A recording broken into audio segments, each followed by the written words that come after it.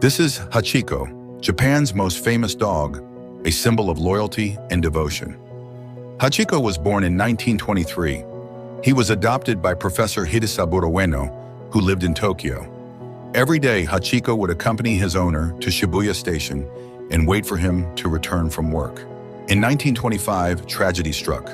Professor Ueno passed away unexpectedly at work, but Hachiko continued to wait at the station every single day for nearly 10 years, hoping for his master's return. Hachiko's unwavering loyalty touched the hearts of many. People began to feed and care for him as he waited patiently at the station. In 1934, a bronze statue of Hachiko was erected at Shibuya Station, a testament to his enduring faithfulness. Hachiko passed away in 1935, but his legacy lives on.